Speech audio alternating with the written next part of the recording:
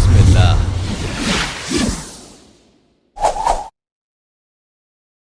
पैगंबर यूसुफ अलैहिस्सलाम और बादशाह का ख्वाब।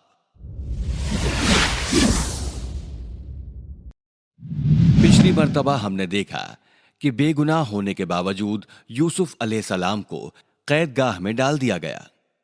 कैद में रहते हुए ही पैगंबर को अपने तीसरे इम्तिहान का सामना करना था। इसी वक्त अल्लाह सुब्हानल ताला ने पैगंबर को एक बहुत खास तोहफे से नवाजा था। उन्हें ख्वाबों की ताबीर की काबिलियत अता की गई थी। दूसरे कैदी ये जानते थे कि यूसुफ अलैहिस्सलाम बहुत इल्म रखने वाले एक रहमदिल और नेक इंसान हैं। वो उन्हें बहुत मोहब्बत और इज्जत देते। उसी वक्त कैद खाने में दो और लोगों को लाया गया। उनमें से एक बादशाह का साकी और दूसरा उनका खानसामा था। उसी रात उन दोनों ने एक अजीबो गरीब ख्वाब देखा। जब वो जागे तो उलझन में पड़ गए, क्योंकि वो उस ख्वाब का मतलब नहीं जानते थे। अगले दिन जब उन्होंने पैगंबर को देखा तो उन्हें एहसास हुआ कि ये कोई आम मुजरिम नहीं है। वो उनके पास गए और उन्हें अपने ख्वाब के बारे में बताया। मैंने एक बहुत अजीब ख्वाब देखा। मैंने देखा कि मैं एक जगह खड़ा हूं और मेरे सर के ऊपर एक रोटी रखी है।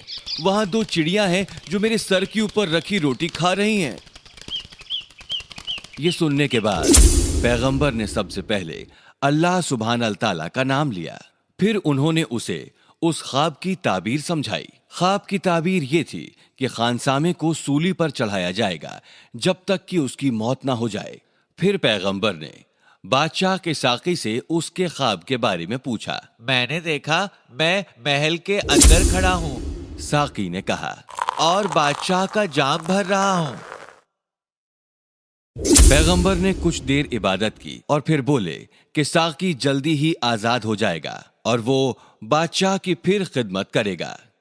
पैगंबर ने साकी से कहा कि वो बादशाह से उनके बारे में बात करे और उन्हें बताए कि एक बेकसूर इंसान को कैद में रखा गया है जिसका नाम यूसुफ है। ख्वाबों की जो ताबीर पैगंबर ने बताई थी वो सही हुई। खानसामे को सूली पर चढ़ाया गया जैसा कि पैगंबर ने कहा था। साकी भी महल में वापस लौट गया, लेकिन जैसे ही वो खिदमत में लौटा शैतान ने उसे पैगंबर की बात भुला दी और इसी वजह से यूसुफ अलैहिस्सलाम को कुछ और साल कैद में बिताने पड़े।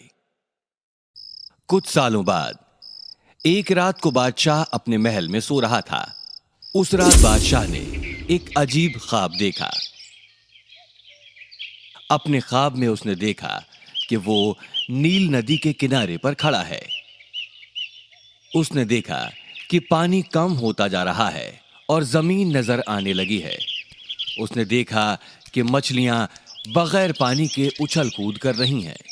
फिर उसने नदी में से 7 मोटी गायों को निकलते हुए देखा, जिनके पीछे 7 दुबली गाय थीं। दुबली गायों ने अब मोटी गायों को निगलना शुरू कर दिया। बादशाह ये देखकर बहुत डर गया। फिर उसने नदी किनारे 7 हरे रंग के भुट्टे के पौधे उगते देखे। अचानक वो गायब हो गए और उनकी जगह पर 7 सूखे भुट्टे के पौधे नजर आए। बादशाह अपने ख्वाब से डरकर जाग गया। वो हैरान और परेशान था क्योंकि वो अपने ख्वाब का मतलब नहीं जानता था। अगले दिन मौलवी समेत उसने अपने कुछ खास लोगों को मशवरे के लिए तलब किया और ख्वाब के बारे में बताया। अय्यार ने कहा, ये एक बहुत उलझा हुआ ख्वाब है। ये कैसे मुमकिन हो सकता है? मौलवी ने कहा, शायद रात का खाना ज्यादा भारी हो गया। शायद आप बिना रजाई के सो गए होंगे। वजीर आला ने कहा। सभी ने कहा कि वो बस एक बुरा ख्वाब था और फिक्र की कोई बात नहीं। खबर साकी तक पहुंची। उसे वो ख्वाब याद आया जो उसने कैद में देखा था और अचानक यूसुफ अलैहिस्सलाम की याद आई। पैगंबर के बारे में बताने के लिए वो बादशाह की तरफ दौड़ा। उसने आपको पैगाम दिया था कि वो बेगुनाह है, उसने बादशाह से कहा, लेकिन मैं भूल गया। जब उसने तफसील से बताया कि कैसे यूसुफ अलैहिस्सलाम ने कैद में उसके ख्वाब की ताबीर की थी, تو بادشاہ نے اسے پیغمبر سے ملنے کو بھیجا۔ ساقی پیغمبر سے ملا اور اس نے انہیں بادشاہ کے خواب کے بارے میں بتایا۔ پیغمبر نے اللہ کی عبادت کی اور پھر خواب کی تعبیر سمجھائی۔ ریاست میں 7 سال اچھی فصل ہوگی۔ انہوں نے کہا اگر زمین کی اچھے سے جتائی کی گئی تو فصل اچھی ہوگی اور لوگوں کے پاس کھانے کو ضرورت سے زیادہ ہوگا۔ اس کے بعد ریاست میں 7 سالوں تک سوکھا پڑے گا، لوگوں کے پاس کھانے کو نہیں ہوگا اور پورے مصر میں کھانے کی کمی ہوگی۔ جب ساقی نے بادشاہ کو خوابوں کی تعبیر بتائی تو بادشاہ بے حد خوش ہو گیا۔ اس نے پیغمبر کی رہائی کا حکم دیا اور انہیں اس کے سامنے لانے کو کہا۔ جب بادشاہ کا خبری پیغمبر کو رہا کرنے پہنچا تو انہوں نے قید خانے سے نکلنے کے لیے انکار کر دیا۔ میں جب تک بے گناہ ثابت نہیں ہو جاتا تب تک قید خانہ نہیں چھوڑوں گا، انہوں نے ان سے کہا۔ خبری بادشاہ کے پاس لوٹ آئے۔ یوسف کہاں ہے؟ بادشاہ نے پوچھا۔ کیا میں نے تمہیں اسے آزاد کرنے کا حکم نہیں دیا تھا؟ جب تک وہ بے گناہ ثابت نہیں ہو جاتا وہ نہیں آئے گا، انہوں نے جواب دیا۔ اب بادشاہ کو احساس ہوا کہ پیغمبر کو فضول میں ہی قید میں رکھا گیا ہے، لہٰذا اس نے تحقیقات کا حکم دیا۔ وزیر اعلیٰ کی بیوی زلیخا کو دیوان عام میں لایا گیا اور ان خاص لوگوں کی بیویوں کو بھی جو شاندار دعوت میں شامل تھیں۔